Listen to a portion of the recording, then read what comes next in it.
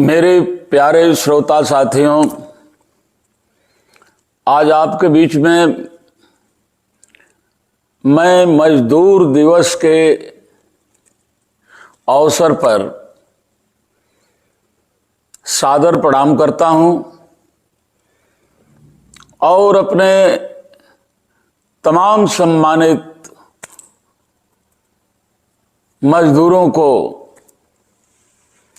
अपने तरफ से, अपने साथियों के तरफ से, क्षेत्र के तरफ से, प्रदेश के तरफ से, सबके तरफ से मुबारकबाद देता हूं और कुदरत से प्रार्थना करता हूं कि हे कुदरत, जिन मजदूरों ने सुई से लेकर के हवाई जहाज तक इस देश को दिया है और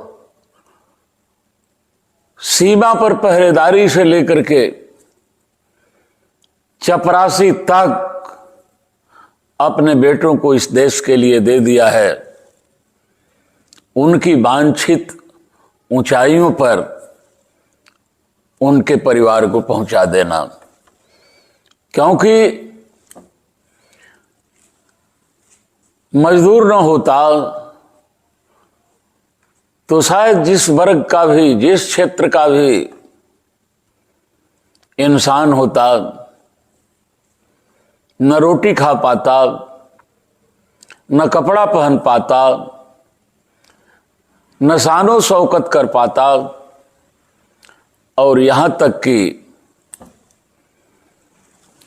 जो भी व्यंजन अपनी जिंदगी के लिए आहार के रूप में ले रहा है वह नहीं ले पाता।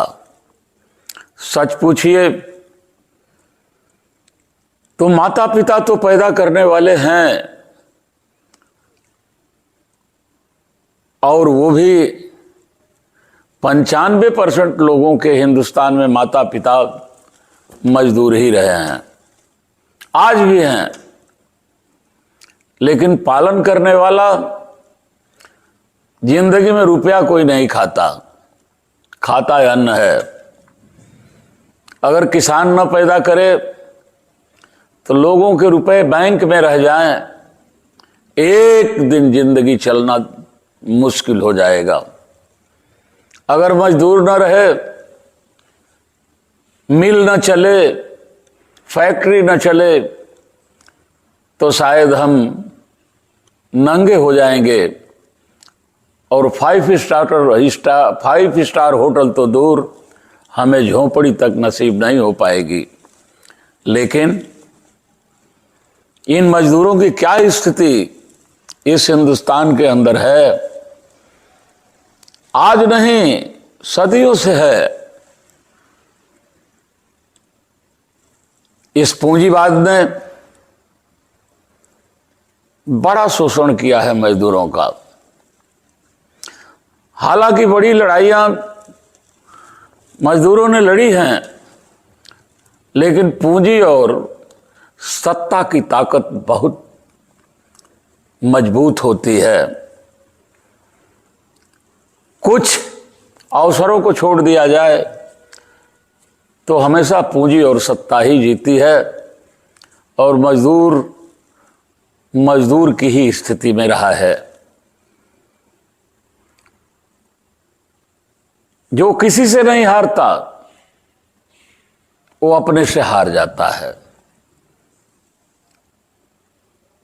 साथियों, इस देश में चाहे 95% IAS हो या IPS हो, डॉक्टर हो, इंजीनियर हो, अफसर हो, चपरासी हो, सीमा के सिपाही हो या सिविल सर्विसेज में हो, अगर पीछे देखेंगे तो 1 से 2 पीढ़ी पहले उनके माँ बाप भी मजदूर और किसान ही रहे होंगे। काश ये बड़े अफसर आज मजदूरों की बात सोचते, मजदूरों के भविष्य के बारे में सोचते, मजदूरों के बच्चों के लिए कुछ करते, मजदूरों के बीच में बैठते, तो शायद इस देश का मजदूर अपने को बहुत सौभाग्यशाली समझता, लेकिन मेरा बेटा डीएम हो गया, मेरा बेटा एसपी हो गया, बड़ा इंजीनियर हो गया, बड़ा वैज्ञानिक हो गया, आज हम वही रिक्शा के रिक्शा चला रहे हैं। लेकिन शायद मेरे मरने के बाद अंतिम क्रिया के दिन वो पहुंच पाए, वरना उसके पास उतना भी समय नहीं है। क्या हाल है मजदूरों की, क्या हाल है किसानों की। हम मजदूर किसान की औलाद और इन फटे और गंदे कपड़ों से इतनी नफरत, कैसे देश में अपनापन हो सकता है। क्या करें अपनापन का एहसास। अरे ये अपनापन तो सैकड़ों वर्ष से बीमार चल रहा है। और मजदूरों की प्रारंभिक शिक्षा ही संघर्ष के विद्यालय से पैदा हुई है। चले जाइए बड़े बड़े शहरों में, सवेरे के वक्त 8 बजे घूमिए, जैसे आलू, भंटा, टमाटर, मिर्चा, सब्जी का बाजार लगती है, उसी तरीके से मजदूरों की बाजार लग रही है। और आज मजदूर कौड़ी के दाम बिक रहा है। ऐसे माहौल में हमने आज फेसबुक पढ़ा, फेसबुक पर बहुत साथियों ने हमारे बड़ी उम्दी बात लिखा था, बड़ी ऊंची बात लिखा था कि हम मजदूर हैं, मजबूर नहीं हैं। मजदूर हैं, मजबूर नहीं हैं। हालांकि एक साथी ने नहीं, 2 ने नहीं, लगभग 20 हमारे सम्मानित साथियों ने इस बात को लिखा था। तो हमने सोचा कि हम मजदूर हैं, मजबूर नहीं हैं। जरूर कोई ऊंचे विचार का महान आदमी इस ऊंची बात को कहा होगा। सवेरे से ही मैंने खोजना शुरू किया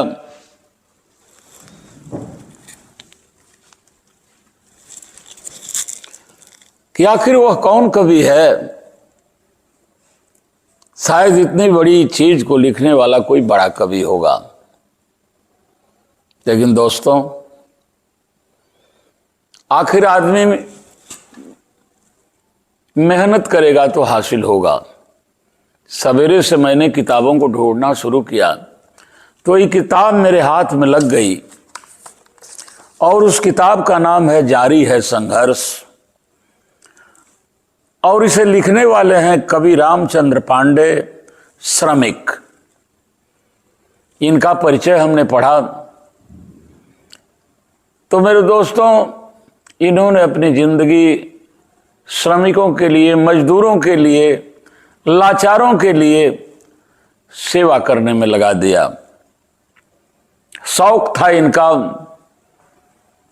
कि मजदूर किसान अगर फुटपाथ पर सोता है तो इन्होंने बंबई की गलियों में फुटपाथ पर सो करके जिंदगी भर संघर्ष किया। उनके ही लिए जीते रहे, उनके ही लिए लिखते रहे। न मालूम कितनी किताबों को उन्होंने श्रमिकों के लिए लिखा है। हमने मेहनत किया। यह रामचंद्र पांडे श्रमिक जी की किताब हमने खोजा तो पाया, जिन्होंने इस कविता का शीर्षक लिखा है बहुत ही पहले से हैरान हैं हम। जरा उनकी कविता को आप सुनेंगे, आपको लगेगा कि ऐसा महान कवि के साथ लेखकों ने, इतिहासकारों ने कितना अन्याय किया है कि हम दर्द न अपना पहचाने, हम दर्द न अपना पहचाने, इतने तो नहीं नादान हैं हम, अब और न तुम एहसान करो, पहले से ही हैरान हैं हम। देखी न जरूरत की सूरत, देखी न जरूरत की सूरत, आघात भूख का सहा नहीं। देखी न जरूरत की सूरत, आघात भूख का सहा नहीं। क्या व्यथा गरीबों की जाने, वह जो अभाव में रहा नहीं। एहसास कर सकेगा कैसे, हैवान हैं या इंसान हैं हम। अब और न तुम एहसान करो, पहले से ही हैरान हैं हम। लिखा है उन्होंने कि मजदूर हैं हम, मजबूर नहीं। मजदूर हैं हम, मजबूर नहीं, मेहनत पे भरोसा करते हैं। मजदूर हैं हम, मजबूर नहीं, मेहनत पे भरोसा करते हैं। खुश रहते हैं हर हालत में, हिम्मत पे भरोसा करते हैं। मजबूत इरादे में अपने, मजबूत इरादे में अपने, एक फौलादी चट्टान है हम। अब और न तुम एहसान करो, पहले से ही हैरान हैं हम। शोले हैं हमारी सांसों में, शोले हैं हमारी सांसों में, आंखों में दहकते अंगारे। शोले हैं हमारी सांसों में, आंखों में दहकते अंगारे। फिर भी हैं हम मासूम अभी, दुनिया की नजर में बेचारे। चाहे तो मिटा दें दुनिया को, मिनटों में वह तूफान है हम। अब और न तुम एहसान करो, पहले से ही हैरान हैं हम। खुशियां सारी दुनिया के लिए, पर अपने लिए बस रंजो अलम। खुशियां सारी दुनिया के लिए, पर अपने लिए बस रंजो अलम। रच रच कर आलीशान महल, सोते हैं श्रमिक फुटपाथ पे हम।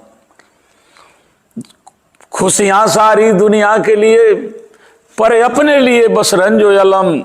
रच रच कर आलीशान महल, सोते हैं श्रमिक फुटपाथ पे हम। हैं खुद के लिए अभिशाप भले, औरों के लिए वरदान हैं हम। अब और न तुम एहसान करो, पहले से ही हैरान हैं हम। अब और न तुम हैरान करो, पहले से ही हैरान हैं हम। ऐसी कविता लिखने वाले हमारे श्रमिक जी आज ओझल हैं। साहित्य से हम धन्यवाद देते हैं। उनके दामाद पंडित अवधेश शुक्ला जी, जो मुंबई में रहते हैं, नवी मुंबई में। मैं बम्बई गया था तो उन्होंने इस किताब को, कि हमारे ससुर जी बहुत बड़े कवि थे, हमें भेंट किया था। हम उन्हें धन्यवाद देते हैं। और अंत में उन श्रमिक जी ने लेखकों के लिए एक संदेश दिया था कि देश की आशा निराशा, देश की आशा निराशा, हर खुशी हर गम लिखो। देश की आशा निराशा, हर खुशी हर गम लिखो। सिर्फ अपने ही लिए क्यों जी रहे हैं हम लिखो। देश की आशा निराशा, हर खुशी हर गम लिखो। सिर्फ अपने ही लिए क्यों जी रहे हैं हम लिखो। मानवीय संवेदनाओं के स्रोत क्यों सूखे हुए हैं। मानवीय संवेदनाओं के स्रोत क्यों सूखे हुए हैं। क्यों अपरिचित हो गया है स्नेह का मौसम लिखो। ऐसे कवि को, जिन्होंने मजदूरों के लिए ऐसी कविता का सृजन किया हो, चरणों में प्रणाम करते हुए, उन्हें श्रद्धा सुमन अर्पित करते हुए और मजदूर दिवस पर अपने सम्मानित मजदूरों को शुभकामना देते हुए मैं अपनी बात समाप्त करता हूँ। बहुत बहुत धन्यवाद।